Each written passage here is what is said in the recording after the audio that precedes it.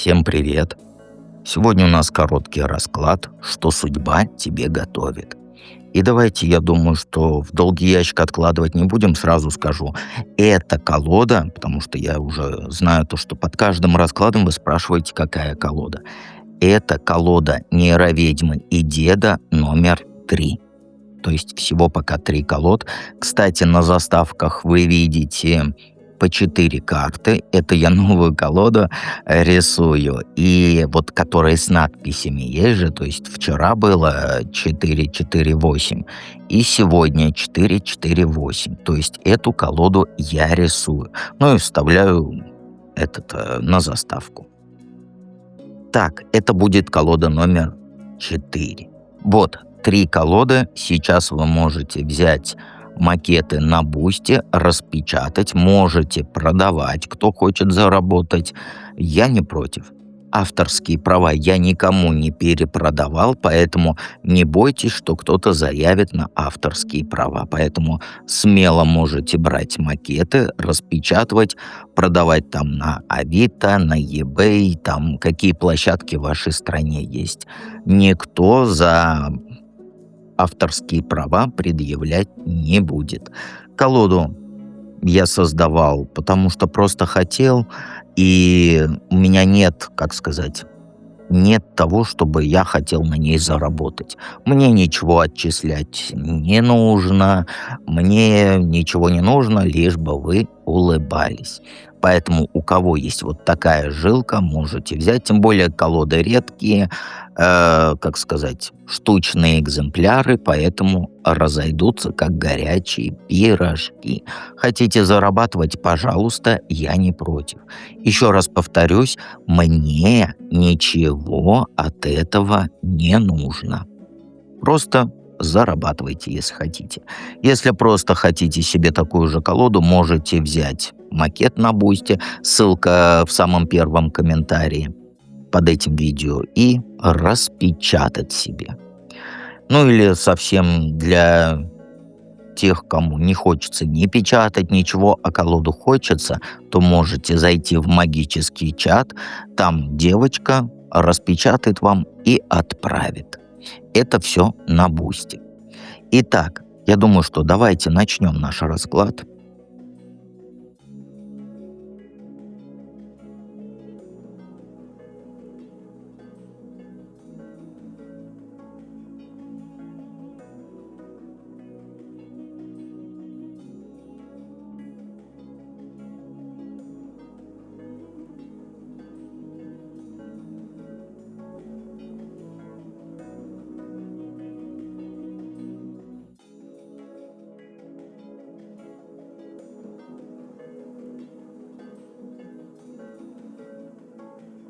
Единички. А первые 2 карты сигнификации, а остальные парные читаем. На каком жизненном этапе ты находишься. Ну, а ты сейчас, у тебя продуктивный период. Сейчас время, когда ты не гонишься там за быстрыми удовольствиями, а вот прям методично строишь свой мир. Кирпичик за кирпичиком, шажочек за шажочком. Ты сейчас полностью в работу погружена. То есть свои навыки оттачиваешь, становишься мастером своего дела. И это не просто там какая-то рутина, бытовуха и так далее. Это прям осознанное создание фундамента для своего будущего. Ты сейчас вкладываешь всю себя в то, чтобы твой дом был крепостью, работа приносила денежки стабильные, а жизнь, чтобы была предсказуемой и комфортной максимально. Со стороны, конечно, кажется, что у тебя немного все скучно, однообразно, но на самом деле под этим спокойствием прям колоссальный труд скрывается. На пустые дела ты не распыляешься, ненужных людей ты, как говорится, не пускаешь в свою жизнь. Сейчас твой каждый день — это вот один шаг большой цели к твоей. Ты сейчас удовольствие получаешь от самого процесса, от того, как из твоих усилий рождается что-то реальное и ценное. И знаешь, этот этап в твоей жизни, он сейчас очень важен. Потому что вот именно сейчас ты закладываешь вот эту базу, которая позволит тебе в будущем чувствовать себя уверенно и защищенно. То есть ты не лентяйка. Ты 1% из всех женщин в мире, которая сама создает островок стабильности в этом, как говорится, хаотичном мире. И делаешь ты это собственными руками, не ожидая ни от мужиков ничего, ни от знакомых, полагаешься только на свое мастерство и на свое усердие. Так что судьба готовит тебе? Ну, резкий неожиданный поворот готовит. В твою вот эту жизнь рутинную, размеренную, да, ворвется свежий ветер перемен. Судьба тебе подкинет прям новую дерзкую идею, которая заставит твое сердечко чаще биться. Это будет не какая-то там мысль очередная, да, а настоящее озарение, которое перевернет все твое представление о собственных возможностях. Тебя прям, знаешь, вот буквально пронзит понимание, а ведь по-другому все можно делать. И вот эта идея, она будет связана с тем, что зажигает в тебе огонь. С твоей давней страстью, с твоим скрытым талантом. То есть появится шанс начать что-то с нуля, ну, я имею в виду новый проект. И это будет такой вызов, который потребует от тебя вот готовности рискнуть. Тебе прям реально судьба возьмет за шкирку и вытащит из твоей вот этой зоны комфорта, которую ты сейчас усердно строишь. Судьба, знаешь, она дает тебе в руки острый меч ясного понимания. И прям рядом еще факел вот этого энтузиазма. То есть тебе предстоит исследовать новые территории, пробовать то, чего ты никогда не делал. И это прям будет реально приключение, которое твою жизнь новыми красками наполнит, новыми там эмоциями, смыслом даже. Поэтому не бойся поворота. Он тебе нужен, чтобы ты... Хм, он нужен, чтобы ты не засиделась вот в своей уютной, предсказуемой крепости, понимаешь? Какой совет? Ну, знаешь, вот у тебя сейчас главный тормоз — это страх потерять то, что у тебя уже есть. Потому что много работала, чтобы создать вот эту свою стабильность, что ты теперь боишься сделать любой рискованный шаг. Ты цепляешься за накопление, за привычную жизнь, за предсказуемость, а судьба долбится тебе в дверь с новым вот этим предложением. Это не воздушный замок, это реальный шанс, который будет требовать вложений. Времени, там, денег, сил и так далее. И совет тут простой: ослабь хватку. Перестань трястись над каждой копейкой и каждой минутой своего времени. Чтобы новое семя проросло, его в землю посадить нужно и поливать. Поэтому не бойся инвестировать в себя, в свою новую возможность. Это может быть там курсы, оплата для повышения квалификации, покупка оборудования для своего бизнеса или для нового хобби. Понимаешь, тебе нужно переключить свой мозг с режима вот этого «сохранить и удержать» на режим «вложить и приумножить». И сделай вот этот маленький шажочек реальный. Не просто мечтай, да, а действуй. Книгу по теме купи, там, запишись на консультацию к специалисту. И вот эта новая дорога, она откроется тебе только тогда, когда ты перестанешь бояться потерять все и начнешь верить в то, что ты можешь создать еще больше. Понимаешь? Твоя стабильность на данный момент — это твоя опора, а не клетка. Поэтому используй как трамплин для нового прыжка ее, а не как там якорь, который тебя на месте держит, понимаешь? Все ты понимаешь. Обязательно подпишись на канал, жмякни на колокольчик, чтобы меня не потерять. И давайте перейдем ко второму варианту.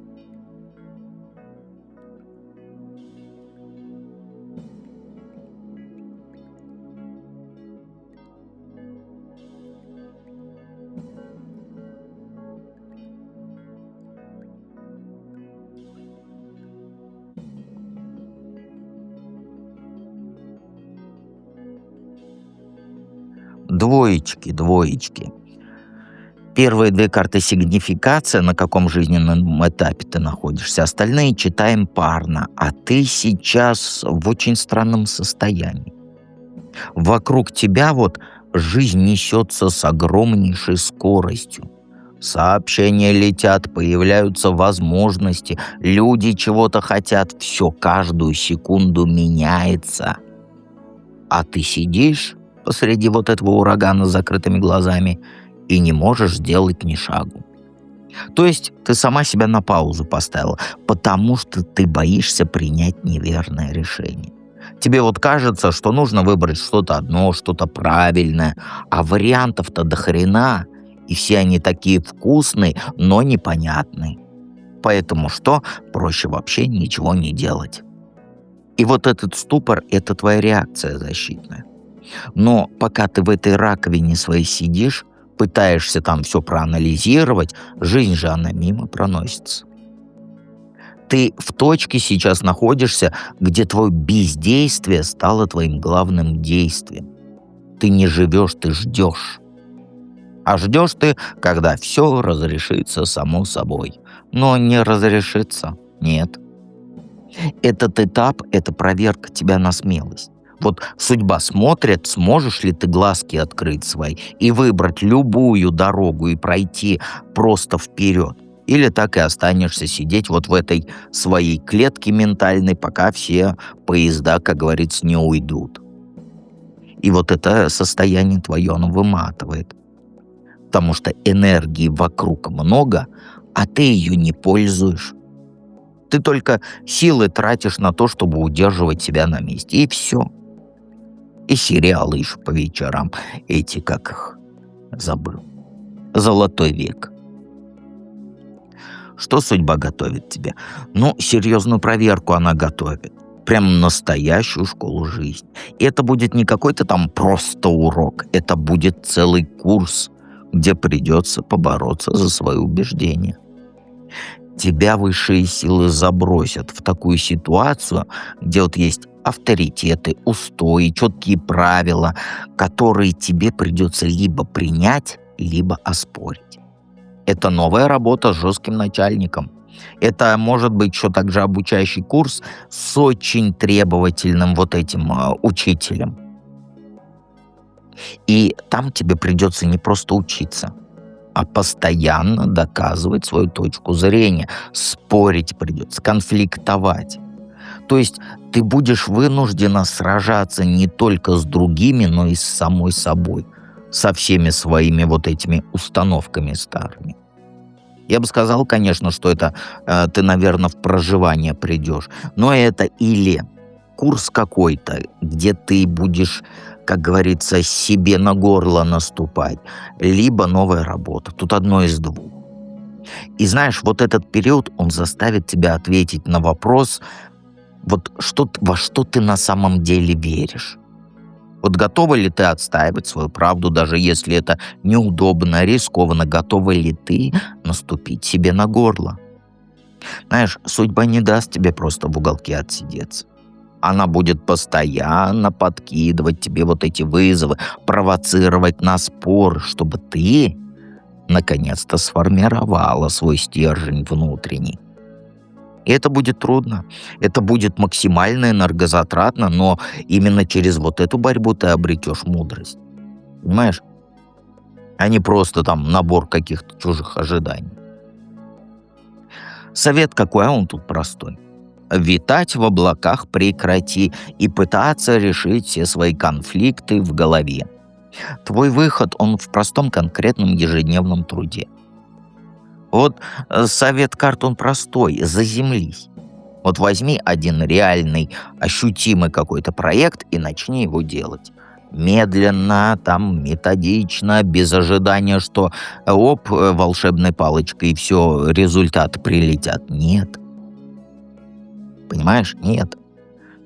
Тебе нужно внимание переключить с твоих внутренних терзаний на что-то реальное, материальное, что можно руками потрогать. И твой путь к гармонии, он лежит Не через какие-то там беседы, там все вспышки яркие и так далее, а через рутину, через бытовуху. Поэтому начни строить что-то реально, шажочек за шажочком. Когда ты видишь конкретный результат своих усилий, даже самый мизерный, это дает тебе невероятную опору.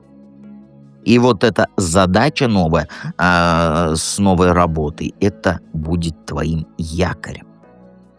Конечно, пока ты будешь сосредоточена на ней, все твои вот эти споры внутренние, метания, они сами по себе утихнут. Тебе нужна не великая идея, а маленькое, но твое дело. Поэтому начни его завтра, потому что сегодня уже поздно. Начни обязательно. И подписывайся на канал, жмякни на колокольчик, чтобы меня не потерять. Давайте перейдем к третьему варианту.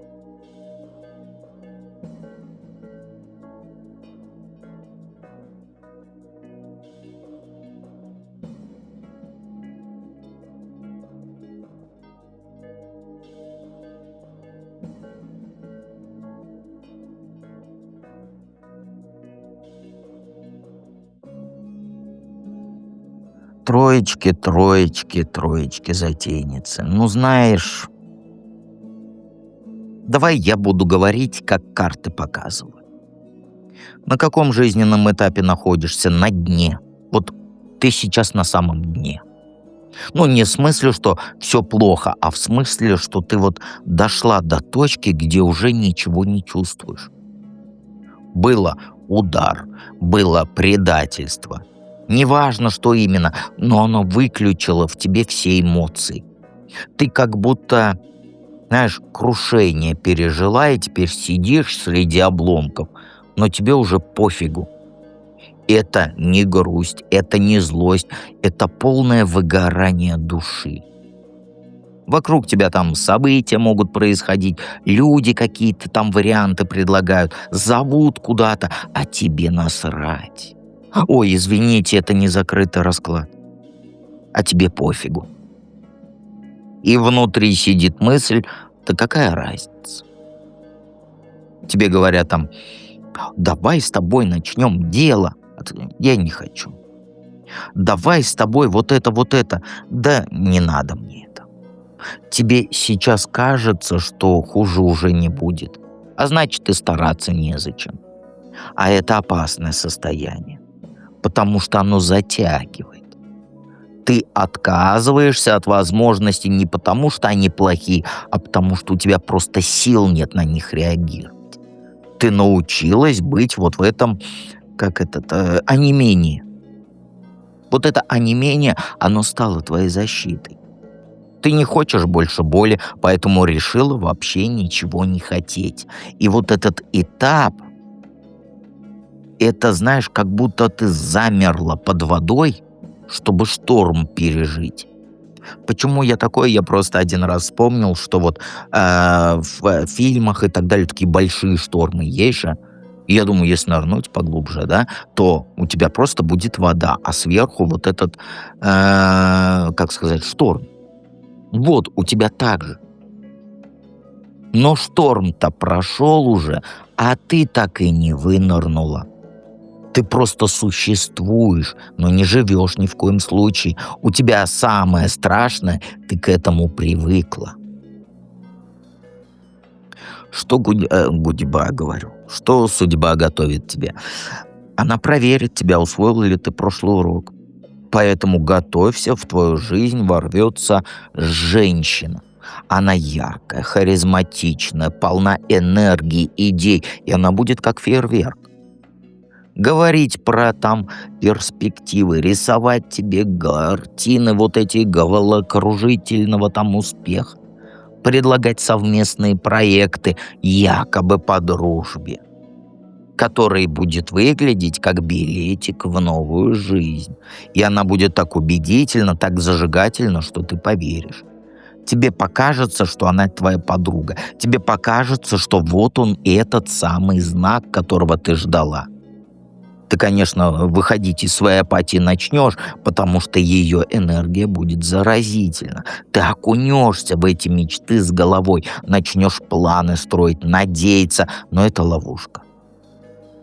Ловушка. Красивая, манящая, но ловушка.